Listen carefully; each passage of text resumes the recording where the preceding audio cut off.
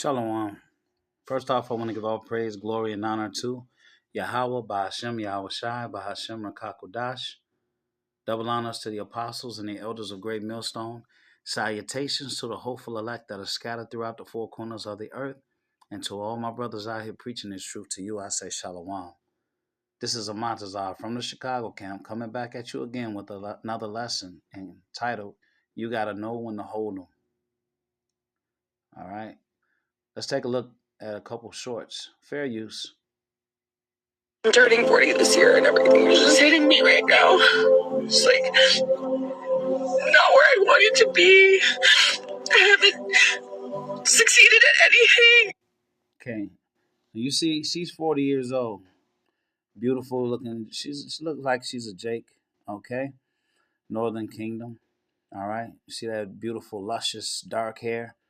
But you see how she's crying and she's all emotional? She's crying and she's emotional. All right. And listen to what she's saying.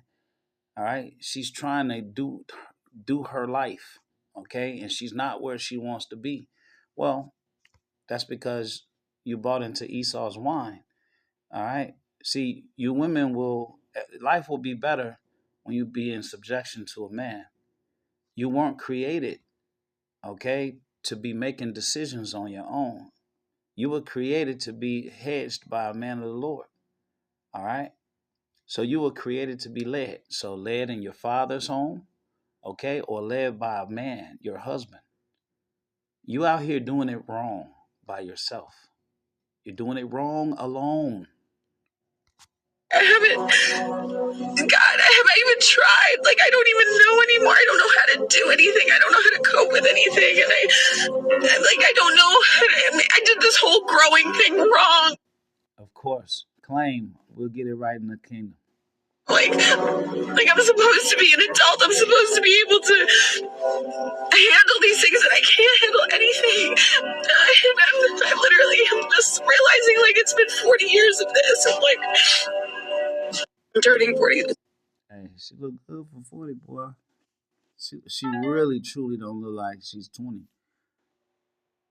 Let's take a look at another one. This the one right here, though. All right. Watch this.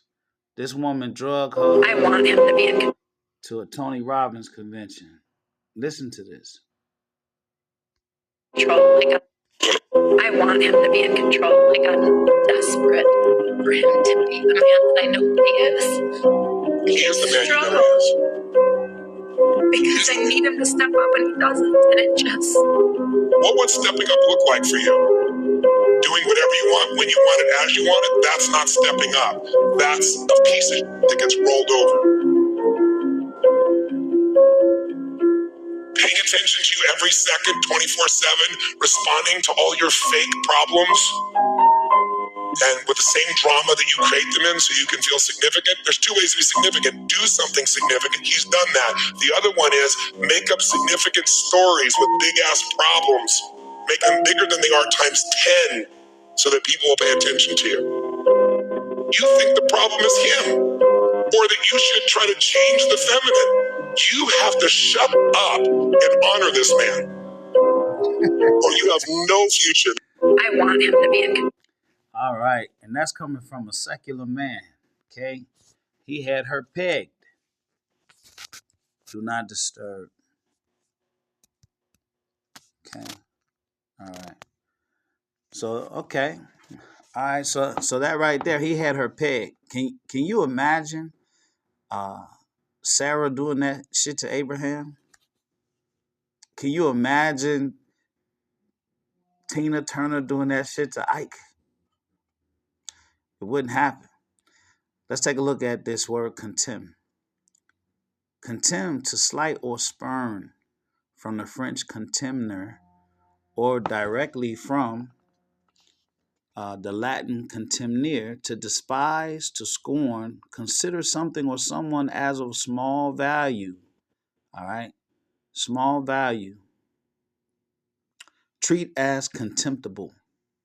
All right? The same word in the Hebrew, naas, okay? Same thing, to spurn, contempt, despise, abhor, to spurn, despise, provoke, abhor, blaspheme. It don't look good. All right. And so in this kingdom here, all these women, in most cases, they're not virgins anyway.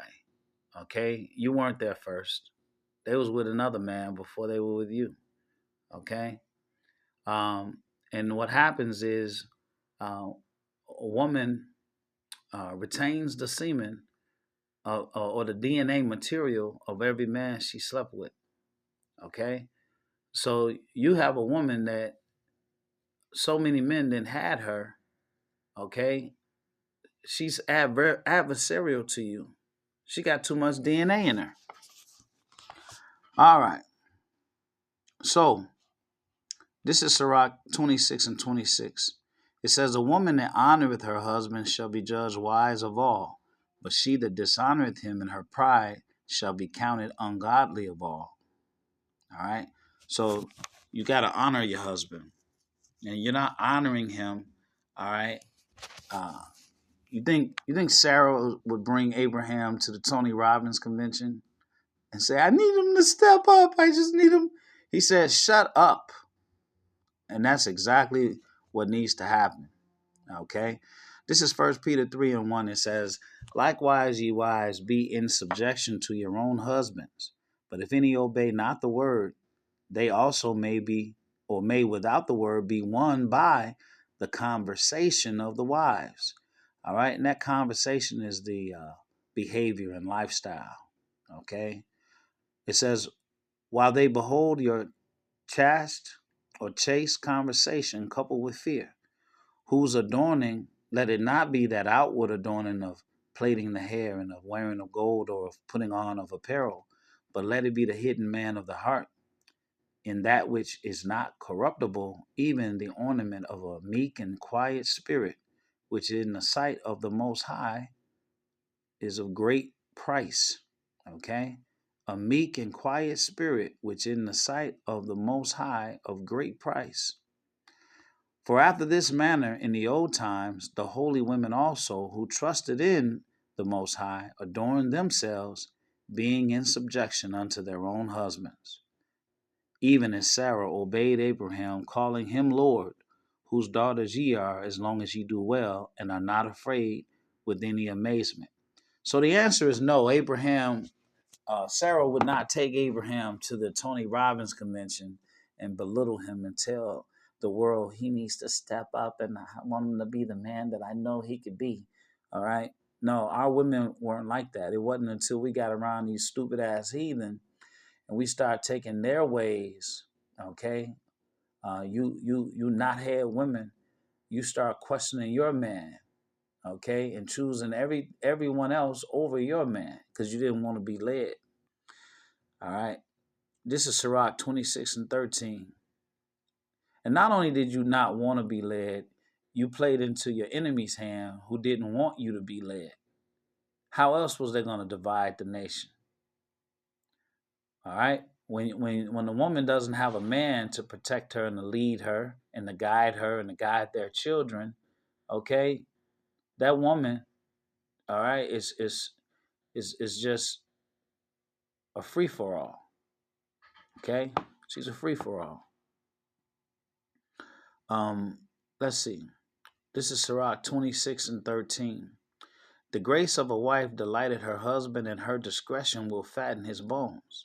A silent and loving woman is a gift of the Lord, and there is nothing so much worth as a mind well instructed.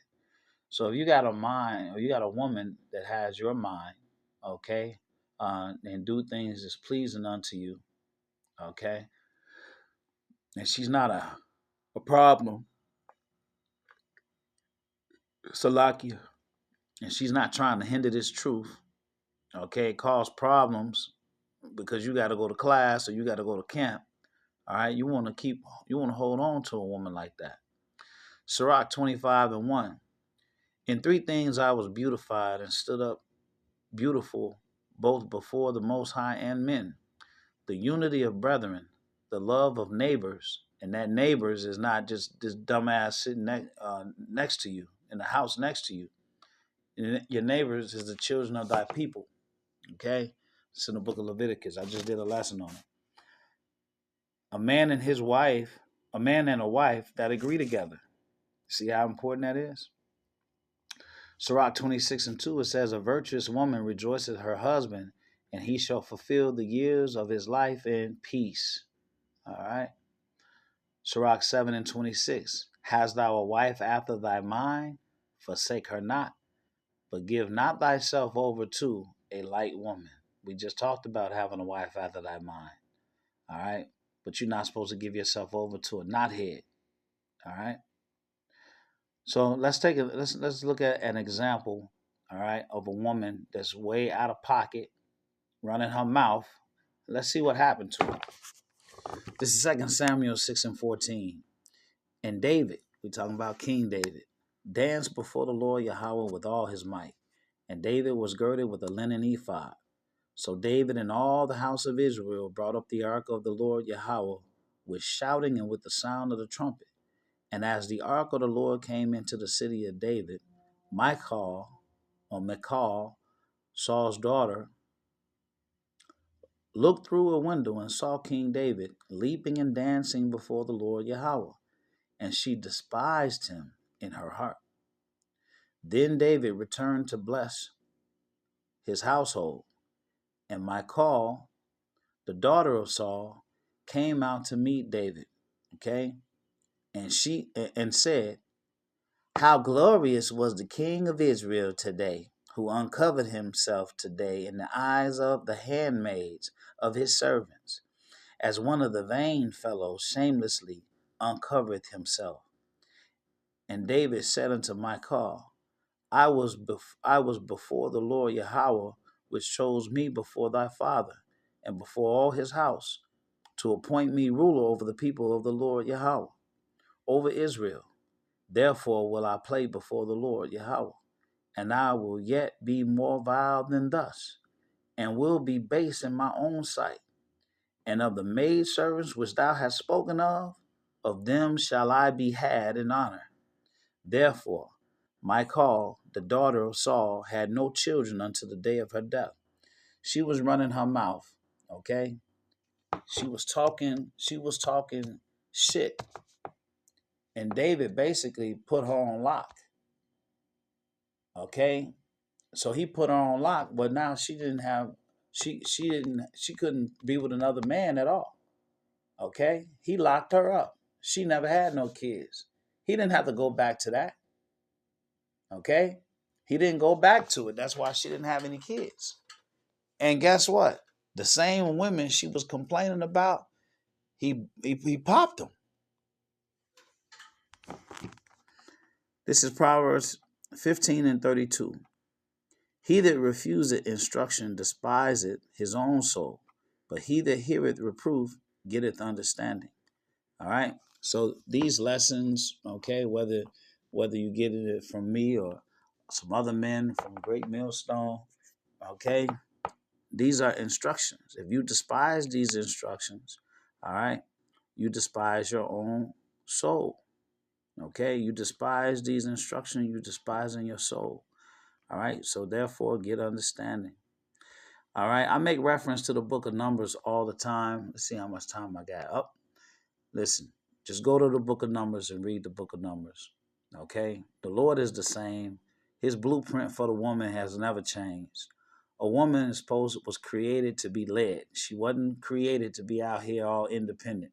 Okay, crying and upset because she ain't did nothing in life. Okay, she can't handle her emotions because she's not being led. All right. So Numbers, the 30th chapter, talks about a woman and making vows and things of that nature. All right. And a woman being in her father's home, and then the transfer of the woman to her husband's home. A woman wasn't allowed to make vows or anything that the father or the husband didn't allow. Okay. In other words, you can't make no vows or promises, okay, without your father or your husband agreeing to it. Okay.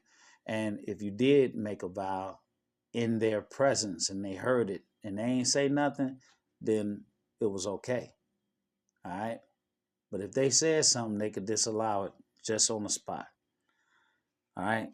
And that's how women were supposed to act. In closing, this is Sirach 25:13. Give me any plague but the plague of the heart, and any wickedness but the wickedness of a woman, and any affliction but the affliction of them that hate me, and any revenge but the revenge of enemies. There is no head above the head of a serpent, and there is no wrath above the wrath of an enemy. I had rather dwell with a lion and a dragon than to keep house with a wicked woman. All wickedness is but little to the wickedness of a woman.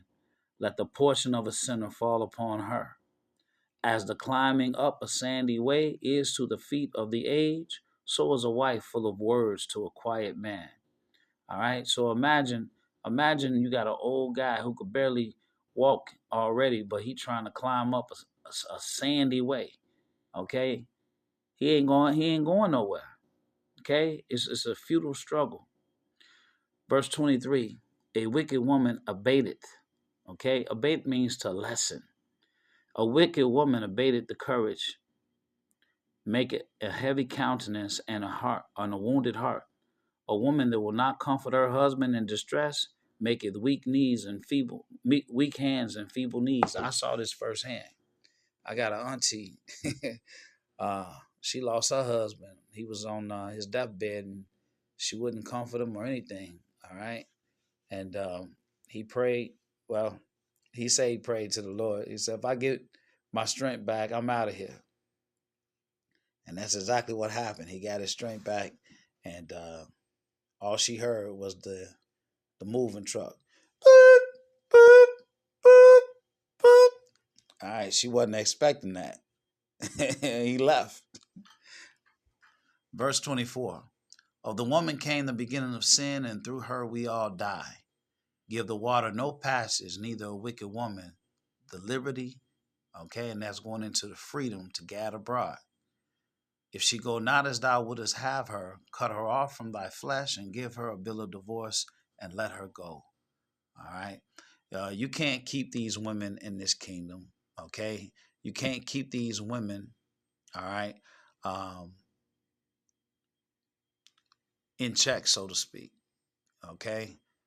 They out in the streets. They for the streets. Okay. And she want to stay out in the streets. All right.